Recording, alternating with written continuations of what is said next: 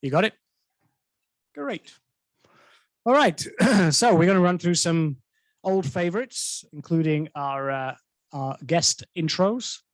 We got some chapter updates. We're going to talk about RLF as well. I think, Bob, you're going to talk about RLF. Right, great. Student spotlights. We have Dr. Dan here again. Welcome. As always, he's going to take us through some student spotlights. We're going to talk about program summary. Then we're going to get to the main event, which is our good friend Chase over here. He's going to talk to us about the future of work, which is kind of very interesting. So I'll do an introduction for that. So first of all, though, I think, if I can remember the slide set. Hey.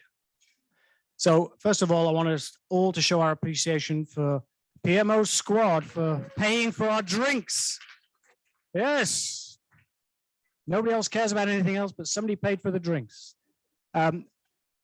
Most people in this room know Joe. Joe's a former board member, of course, but I would like him just to spend 30 seconds just to tell perhaps the new folks what the PMO Squad is all about. As a former board member over sponsorships, I knew the best way to get people to show up would be pay for drinks. So you're welcome. PMO Squad, very simply, is a project management delivery organization. So everybody in here, I think, runs projects, right? Every company has a project, and we help companies do that better. So we provide resources, we train you, we come in and help you implement project processes. If it's related to project delivery, we do it. Thanks, Joe. They've also got some cool videos and podcasts and all sorts of stuff, right? If you want to sign up for those, which is really good. Okay, tell us about you. Why you put that photograph of me there? Really? Gosh. You'd think I'd spend a lot of my time on stage, wouldn't you? But anyway, so we'd like to introduce some guests, not the students, because they're going to get their own spot. But anybody who else is a guest this evening, I'd like to just ask you to introduce yourself, what you do, who are you a guest of? Okay, so we'll go start here. I think we've certainly got. My name is Ron Drake. I'm with Maricopa County Workforce Development Board, and one of my fields of interest is IT. So I wanted to come here and hear what the latest and greatest is in your field and see how we can help. Student or? Yeah, we can wait for you then, right? Anybody else? Nope. Oh, yeah. Hello, everyone. This is my second visit. My name is Russ Bucklow. I'm Director of Development for W.P. Carey School of Business. I'm a fundraiser here at Arizona State University. I'm good friends with Derek Brownell and pleased to be here this evening. Simon? Student or a guest? We're going to get to see you then. I think that's it, right? Oh, no, Debbie. Oh, yes. Oh.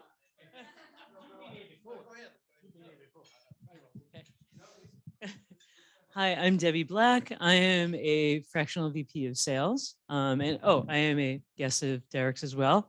He said free drinks. I said, okay.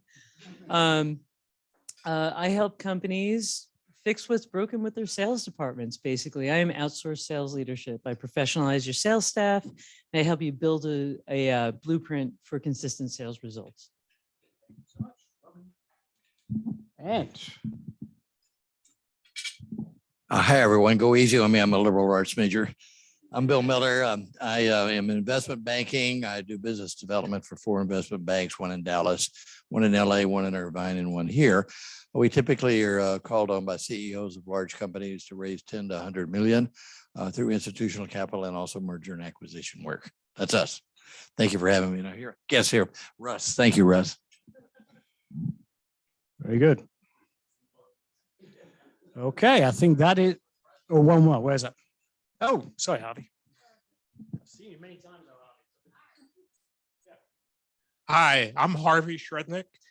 I'm on my 3rd career. It's called retirement. I am a professor emeritus at ASU. I've taught the master's program, IT, for 17 years at Arizona State University. Prior to that, I spent about 33 years in corporate America, retiring early as Chief Information Officer for Corning of 10 years. Also, I was the past president of SIM International in 1995, before some of you were born. I'm talking about the students. And my host is Mike Rohr, who invited me. And Simon, thank you for the invitation. Very good. Thank you so much, everyone. Okay. Slide skip. Okay, just to remind you, we're in the waning days of membership renewal. So once we get to the end of this month, your previous membership won't be essentially continued, right? So you'd have to have a brand new membership. So if you haven't renewed, please do. This is your last opportunity. We obviously would love to have you continue with us in SIM Arizona. All right. Yeah. Bob, you're up. Pay attention. Talk to us about RLF. So what is RLF? RLF is Regional Leadership Forum. It is a program put on by SIM International. So I wanted to tell you a little bit about it. I am an RLF grad. I was introduced to SIM through RLF. And, what is RLF? I think that the most important way to describe it is it's a fundamental shift in the way that one thinks. It's an experience that can't be matched in any other way. So what is it though? What is it really? It is a series of 6 meetings throughout the year over a period of 9 months. A number of people get together to review books, movies, articles, and so on that they've been assigned through that time period. These books are all set to help shift the way that you think and the way that you process information. So many of us are from IT. We have an IT background, and we have a hard time relating to people, to our business partners, and so on. But RLF is there to help break us out of that and to help build us into leaders. And so many of you who may have some budding leaders within your company or feel like you can get something out of it that would help your career, I highly recommend it. There's obviously a lot of information on here. I actually summed it up in one little clip. So it's from the movie The Game. We're not going to be able to play that right now because of the way it's set up. But there's a movie called The Game. It's about a gentleman who is given a gift, and that gift fundamentally changes his life. So he thinks that something that's happening around him is part of a game, but then pretty soon his life begins to change throughout the film. And at the end, he completely loses sense of what's real and what isn't. And that's basically what RLF is. So by the time one graduates, their paradigm, if they've gone through the materials and through the training, their paradigm has completely shifted. So there is some time this year. There's still a little bit of time this year to sign up. Since we are in Arizona, the RLF organization is actually out in Los Angeles. So, but it doesn't limit you from sending one of your students or even yourself to another region of the country. So I went to the Boston area because I had business out there. It was a great experience. So the target audience for this program is really anybody that is looking to enhance their people leadership skills within IT.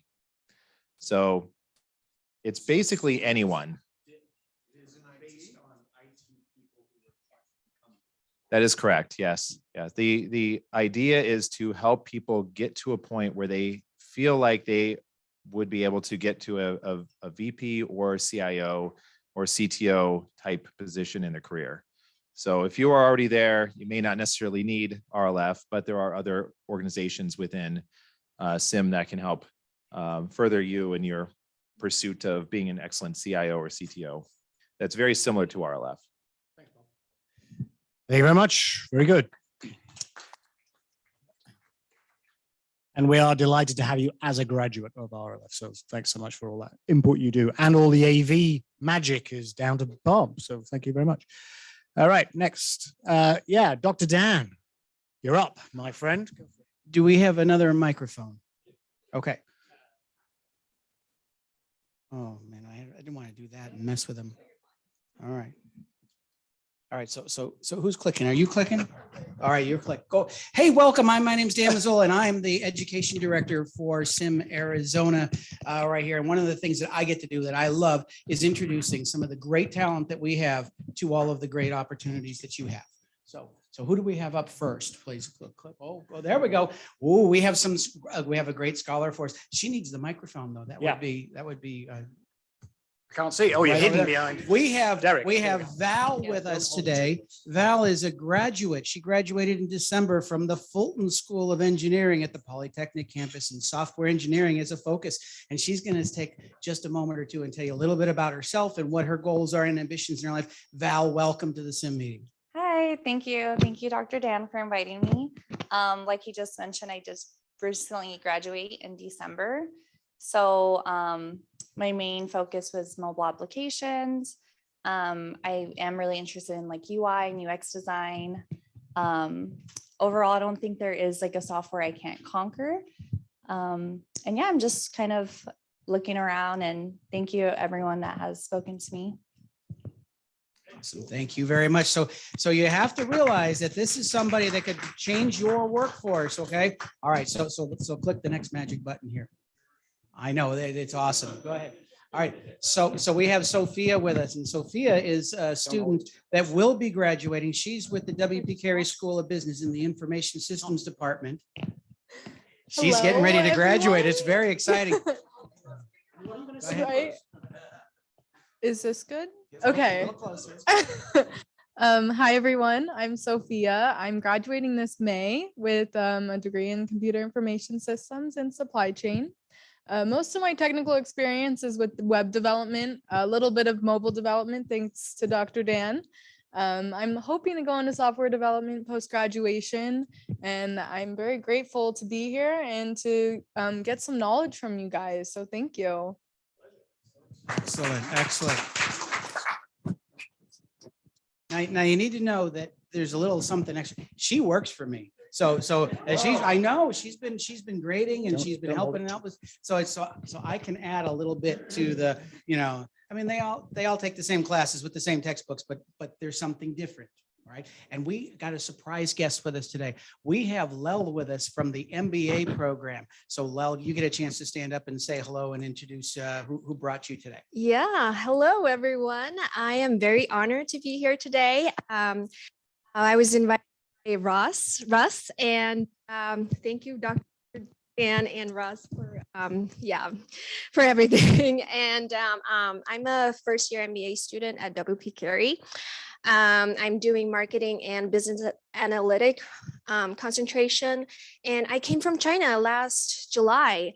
My husband, his work relocated here, and so that's why I'm joining this wonderful MBA program.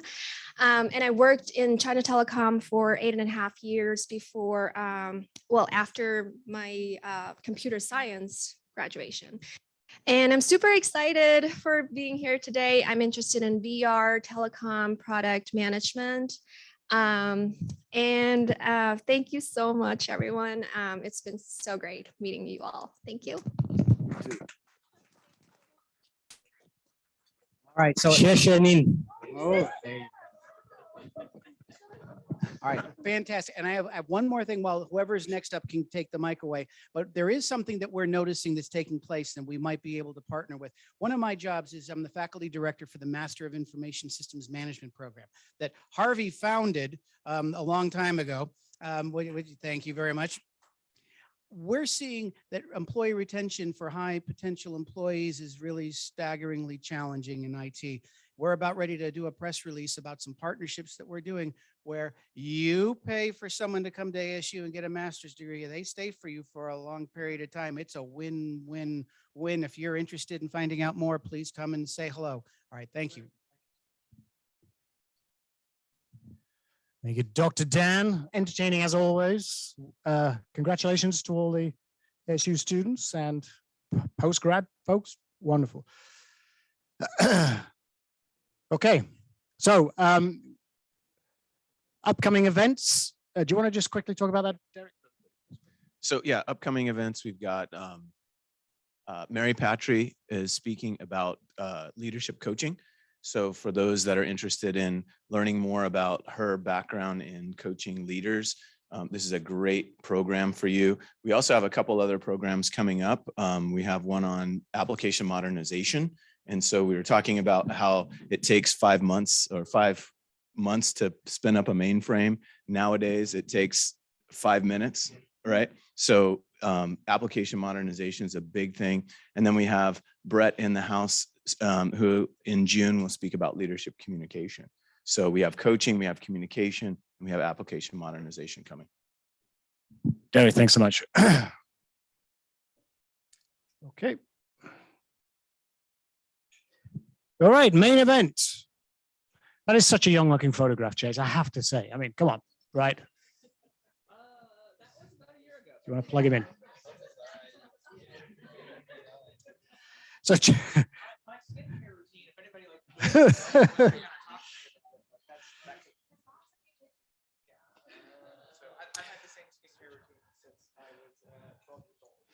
so Chase is what I would classify as a great example of reverse mentoring, right? So obviously Chase is quite a young guy, right?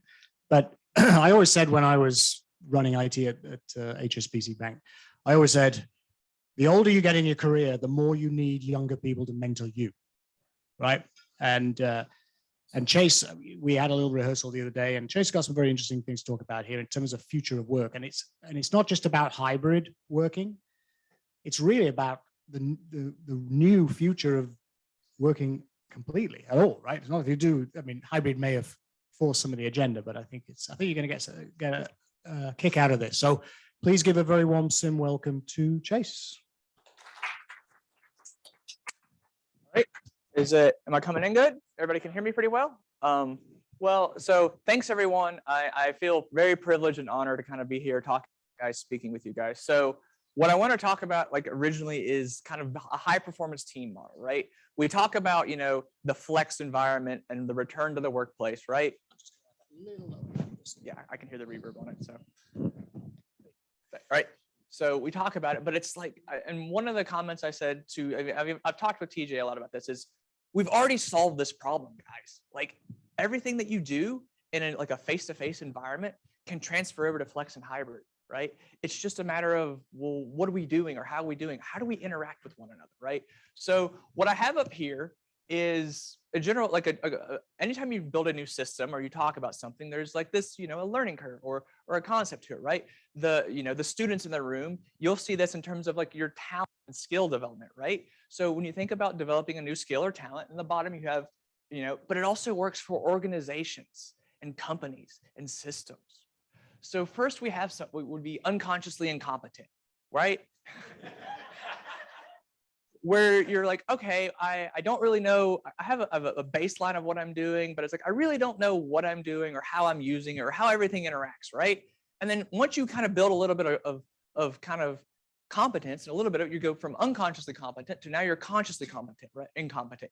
You're thinking, oh, what am I doing wrong? Oh, I need to improve something over here, or I need to do a little better here, a little better there, right? And from an organization, that's when you start building your awareness, right? Oh, I'm hearing things from my associates. I'm hearing things from my employees. I'm not happy. I'm unhappy. Similar to what kind of Dr. Dan mentioned very early, just a minute ago about like retention, right? Oh, we're understanding what the problems are. And then from there, you're kind of going to go to consciously competent. So now it's like, okay, we understand what's wrong and we're actively working to fix it. That's when you start building your systems, your tools, your processes, your values, your behaviors. And then finally, you end up with the consciously or unconsciously competent, which is we're no longer thinking about it. We're just doing it, right? So very first interactive part of today, so first, by show of hands in the room and then online hopefully with a poll you'll see pop up. Cool. Yeah, so we'll start with the room and TJ will make the poll. Where do you think, when you think about, businesses or places you've interacted with, by show of hands, how many think you would see yourself in the unconsciously incompetent space? Oh, okay, all right. I'll yeah, you wouldn't know, right? So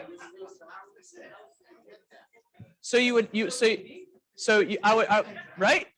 You're admitting that. So when you interact with, your teams and your people under it, like, are you seeing like, oh, that's not what I heard? Or do you have a system or tool that shows like, oh, how do you get feedback from the people below you? Does that exist in your company? Does it exist in your business? No, it doesn't. So how do you really know what they want or what they're doing? Or how do you really know that they're happy and they want to stay with you, right? So I'll be the first to raise my hand. Dexcom is unconsciously incompetent, right? We're wildly successful, but there's a lot of things that we can do better. So I'll raise my hand for that, right? So how many think you're consciously incompetent? Right, so we go a little bit more show of hands. So this is where you're like, okay, we know something's wrong. We're going to start working it. We're started talking with people, right? So, all right, the next one we'll have consciously competent. How many think you're in the consciously competent phase? Okay, and then so how many people here are you're unconsciously competent? They have a culture. They have something developed, right? So these are the people like whatever behaviors and systems they have. That's what we got to take. All right. And then, huh? Okay, so just, I'll do visual. Vishwa, Sherry, where would you? Sherry? I would say unconsciously competent. We definitely have a culture. All right. Vishwa.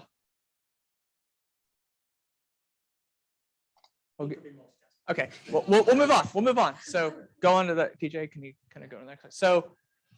So the model that I'm looking at is called CP&I, which is content process interaction. It kind of connects company sites, systems, and things together. What most people or businesses will do is they're really good at content and they're really good at process. The content being what? It's an artifact, something you're creating. The process being how we're doing it. What we struggle with is the interaction, which is the human how. The human element, right? And then, so you may be asking, okay, what's a content, what's a process, and what's an interaction? Oh, sorry. By having these three things, you build what we would call a burning ambition or purpose. If your organization and your company provides purposeful work for their people, unless you're way off on salary, I'm talking 30, 35%, they will never leave, because they're getting everything they want. They have purpose in their job. The example I will use that we're doing at Dexcom is we help patients control diabetes. That is what we do. So when you talk to someone who is working, like an operator who's working on the line, and you go, what do you do? Oh, I work this machine and assemble this part. No. You help patients control diabetes. And you do that by having a 5S system. You do that by following your process. You do that by raising your hand when you see something wrong. But it's very important that they understand that it's, we're helping patients control diabetes. So in your organizations, you want to build that purpose. So what do we talk about? So I'm going to kind of look up because there's a lot of words up here and I want to highlight a couple, right? So when we talk about content, so a content is a strategy or, goals, objectives that like an artifact, something you're using to like reference. It could be like a document or something, right? That is content, or your project plan. A process is, like I said, how are you going to do that? So your processes could be something like, project management, continuous improvement, recognition, rewards, some type of leader standard work, right? These are things that are like process. And then lastly, the interaction is trust, relationships. It's very simple, an interaction, right? So how does this look in an organization? And so I'll leverage another one for like we're doing. So our training team in their hybrid environment. So we have people in the office and people at home in Zoom. When they do their Zoom call, the very first question they ask in their meeting, we doing cameras off or cameras on today? And if anyone says cameras off, they all turn it off. And they're doing cameras off for that meeting. Another one because another one that team is doing is they've decided if the meeting is less than 30 minutes, no one is allowed to pull, like it's hard to police when you're doing, no cameras, but if the meeting's less than 30 minutes, no one is allowed to pull their phone out. And if anyone on that team sees anyone pulling their phone out in the Zoom call, no, they'll say, Brett, what are you doing? They'll stop them. They'll literally, you could have, Brett, hey, I see your phone's out. Are you paying attention? Yeah, well, it's also the same thing. Hey, Brett, I noticed you're looking down. Like, are you good with where we're at? But that team has decided that behavior is okay, right? And so every single team or every single organization will have different interactions based on what they believe is okay. And then when you see high-performing teams, winning teams, teams that are excelling, you take those, you codify them, and you make them your process.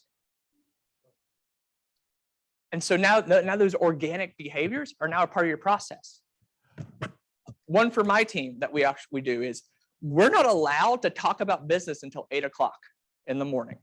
We have people in Malaysia, people in San Diego, and people in Mesa.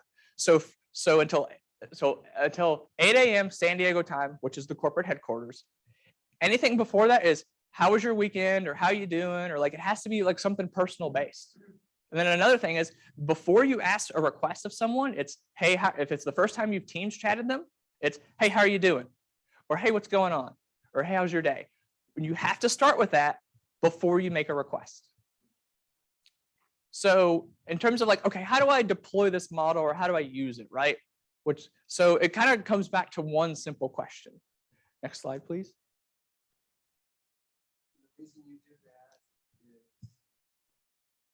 Right. Yeah, you're building the trust, you're building the relationship. So like, because I know you have my back, I can trust that you have the same, like we're all on the same boat. But kind of leads me to this, what we're talking about. So there's the exercise today that I kind of want to present to you guys, and the purpose of discussion is, so the best way to help people understand it is this scenario. Think back to the best team you've ever been on.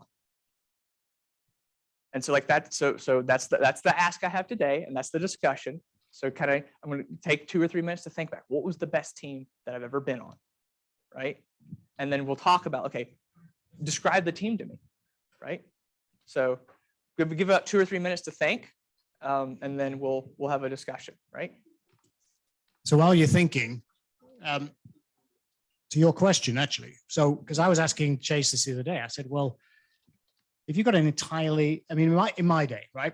I'm old school, as you probably know, right? So culture was a big thing, right? How do you build culture in an organization? Well, for us, it was, we were all together, right? And we, in the bank in Hong Kong where I worked, we had a bar on the 24th floor, and we all went to the bar after work in the building, right? So we got to know all of our folks, right? And we spoke to each other all the time. We're bumping each other in the corridor. And I was saying to Chase, how do you regenerate that culture completely remotely, right? And I think that was really part of what you were saying is don't just make it work, right? Try to build some kind of culture and human interaction in your everyday remote work. Right. Yeah. Yeah. I have the microphone. So you were saying like, typically it's like, oh, let's, at 6 o'clock work's over. We're going to go to the bar. We're going to go out and have some drinks, right? That's going to build the interaction. But like, just because you're not there in person doesn't mean you can't reach out and talk to someone. Doesn't mean you like, after a meeting, you could say, hey, let's, I'm going to do a real quick Teams call. We're going to talk for 2 minutes, right? About this. And one of the other behaviors that it's all about behavior, that the person who kind of introduced this to me and who's kind of been mentoring me, who's like a VP at Dexcom, said to me, he goes, so think about it from this phrase. You have a hot project or something that somebody's working on, and you desperately, all you want to hear is how that project's doing. But that person doesn't need you to ask about it. That person needs to be like, how's your cat doing? How's your kids doing? What are you doing this weekend? And that little interaction, either through like maybe a phone call in person or through some Teams chat, whatever, will mean the world to them, because they're like, oh, you care about me. You care about who I am, right? And then you can start talking about like, well, where are you at on this, right? So Hang on. They won't hear you. I think your rule about not talking business before 8 a.m. is really super important. And I'm so glad that you've instituted that. Pre-COVID, I have worked remotely, and I'm sure some of the other people in this room have as well. But something that I had to talk to my coworkers about was the fact that if you do not have a start and an end to your day, you won't have one. And it's very easy to just get up and start working. And then you have no work-life balance, right? And you just keep working until, and especially in IT, especially in a field where you are heads down. So I really respect the fact that you instituted that in your group, and I hope that other people will do that too. So how do you want to run this session? all right, so I guess, so who wants to share their story, and then we'll give them the microphone. And if you don't, I will point towards you and we will go that way. Laura's going to go first. Never a shy wallflower.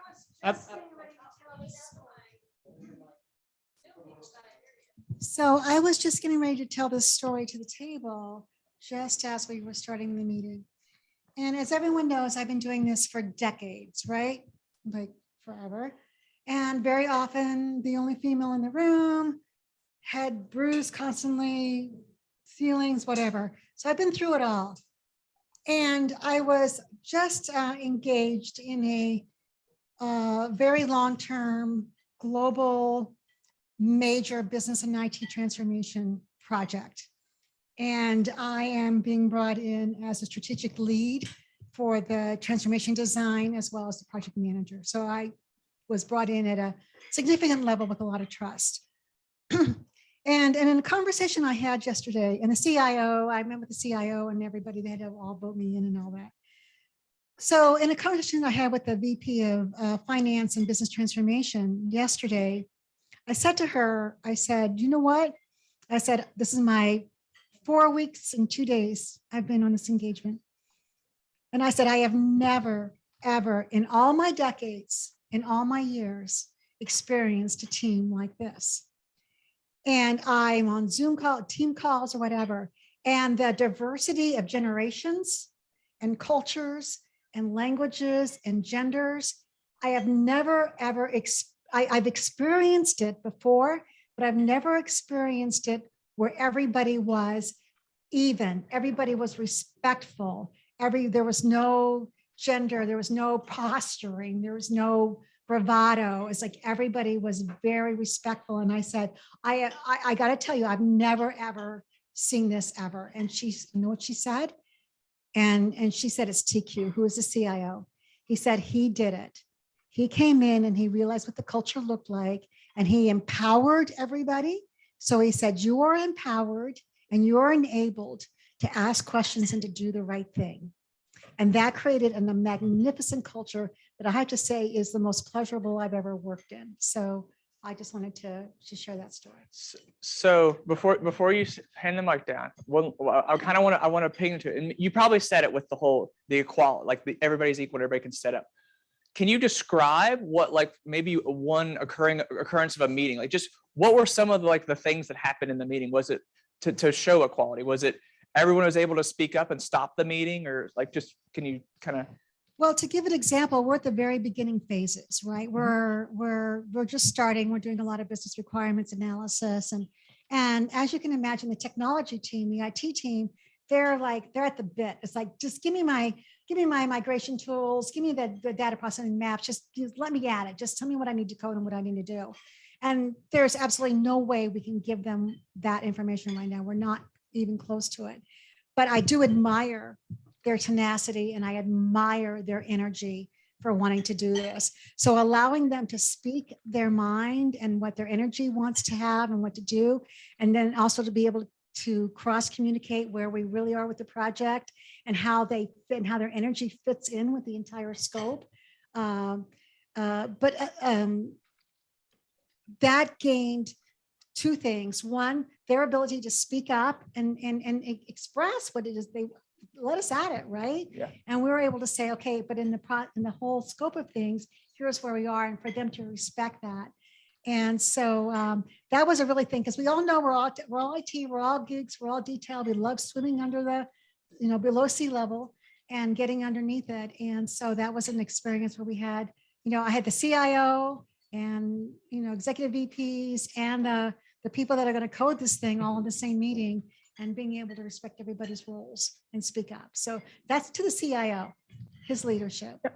And you're good. And I thank you for highlighting that, right? Because that is an actual, another little element of this, right? Which is, it has to be driven by leadership, right? Leadership defines the behavior of, this is what it looks like in the room. If you're considered a leader and you're letting it happen in the meeting, that's just as bad as not doing nothing is 100 times worse than doing something and be like, okay, well, we learned from it, right?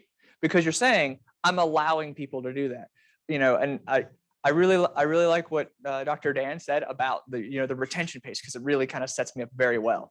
But so the statement of, in order for, in addition to rewarding your high performers, letting your poor performers exist and let them just be like, I'm working my tail off over here on these projects, and like, this guy's always late, but we still let him do stuff, right? It's just as bad. So thanks, Laura, for sharing. Yep. Right. Q. No, I think about the teams where I've had good experience, and I've got several examples, but I think the one that popped in my head was one where we had a crazy challenging goal. It was to take 200 million out of IT costs out of a Fortune 25 company. There were 6 people. That's it. Small team. And they set the goal and said, go make it happen. You can go where you need to go. You can talk to who you need to talk to, but you got to do it. And that kind of empowerment when you have a goal and you're just told to go do it. And it was a mixed team. They were technical, they were management, but it was small and a big company. I mean, a 250,000 person company. And of course, you run into a lot of resistance. So I think when you have a kind of a good BHAG, to use the ADKAR term, it really helps. And then people standing behind you. And if somebody complains, they say, go work with those guys. You got to convince them. So that big, hairy, audacious goal. Just to be polite. Thanks, Brett. Anybody else? All right, so I am going to call on Derek, because he had a really good example outside of tech outside of organizations with sports teams. Right? Remember what we were talking about when we were walking in? Very interesting. Okay, so I think this is the right story. So we'll see if it's the right story. So anyway, I played professional soccer out of college. I was drafted, but I was working IT at the same time. And the team that we put together was a team of players from all over the country. And when we showed up to any training session or anytime we were together, everyone shook each other's hands.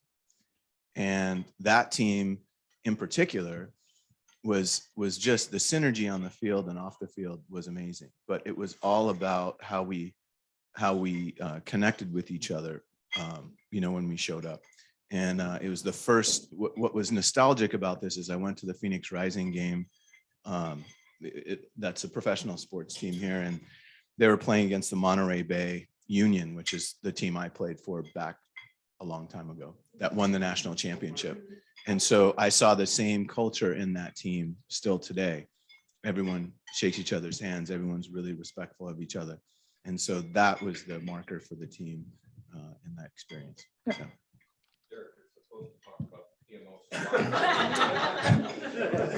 Yeah. Yeah. The thing at work just sucks, right? But that soccer was fantastic. So I'd like to kind of pose a question to the same question to our Zoom group. Sherry, would you like something you'd like to maybe what was the most, best team you've ever worked on? Yeah. And so can you hear me? Yep. Okay, super. So very similar to what I've been hearing from the others that have been sharing their stories. One of the best teams that I worked on was really about the relationship piece and the trust that was built early on. What I would say about it that maybe wasn't mentioned by others is that on this team, it was a business team. And although we had several different levels of roles within the organization on the team really operated as what I'd call a flat organization. And so the hierarchy or the role you played was less important when we were working together on assignments. And what was most important was the vision and the outcomes that we were trying to get. Also, we all had a pretty good, clear vision about the outcomes. They were clearly defined. And I think, Chase, you mentioned that about the purpose of the work that folks do and why they're doing the work. And it's not just that maybe they're doing some type of software development, but they're doing it with a purpose in mind, like saving a person. And that example that you used. Were you going to make a comment? No, I was just acknowledging. The last thing I was going to add is that the competition was very clear that it wasn't about the people on the team, but the competition was with those on the outside, sort of, our whatever we were trying to accomplish for our customers, and not among us. Yeah, so you had the trust and the common goal. Like everybody's like, yeah, this is what we're all here for, right? Mm-hmm. Yeah. So kind of anybody else? Looking over Can at we this tempt table, anybody else? This table over, they haven't talked. Sounds like not. They're all shy. Look at that. All right. All right. So how are we on time?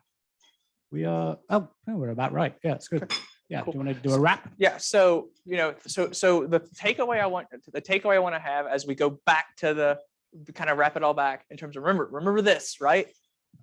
In terms of your organization, your business, right? So we have a couple good stories here of like these are interactions, right? These are things that like great, this team's working. How do you take it and make it and proceduralize it and codify it? And then also when you're building your team and you're having these interactions, like make it organic and make it a part of that. So like, okay, guys, what do we want to do today? Like, how do we want to operate?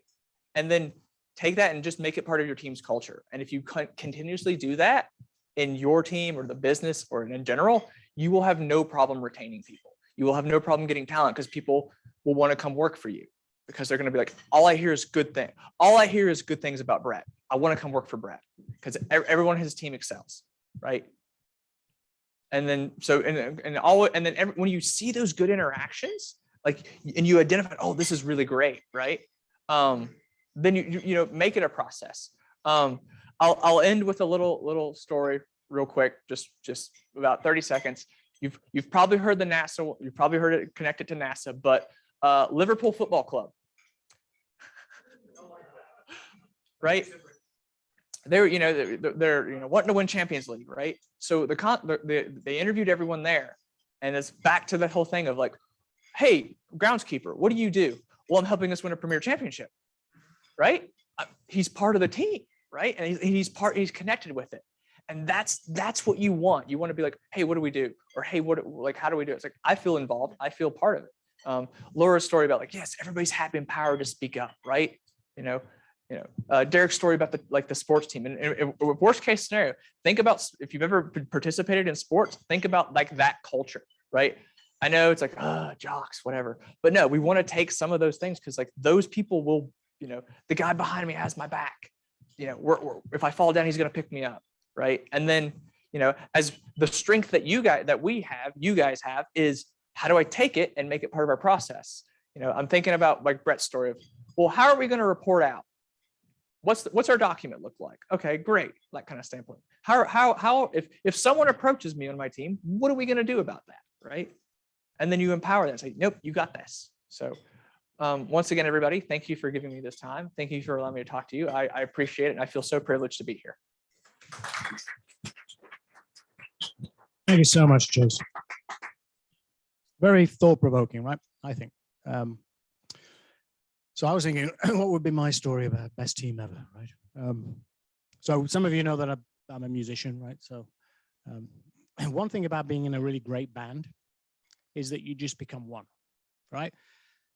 If something changes tempo, changes key, somebody misses something, everybody just automatically adapts, right? They don't have to think about it. There's not even much eye contact, right?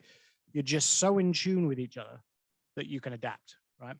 And I think the best teams in anything, doesn't matter if it's music or anything else, gets to that point, right? Where you know what everybody's doing, you know what their contribution is to the team, you know they have your back, because if you make a mistake, they're going to adapt and fill it in, right? And that's happened many times, I can assure you. So I think that's a good kind of analogy from my side. Anyway, Chase, thanks again so much. I really appreciate it. You can actually get something to eat now. But before you do, make sure that's turned off. We don't want to hear you chomping away. Yeah, exactly. All right. Okay, so we're still going through our dinner here. So please continue, please enjoy. For those who joined us on Zoom, thank you so much, Sherry and Vishwa. Hope you were able to hear everything well, and that it was a good experience online. But of course, as you can see, the best experience is in person. So be here next time. All right, well, that's the end of the formal program. Stick around, enjoy, chat,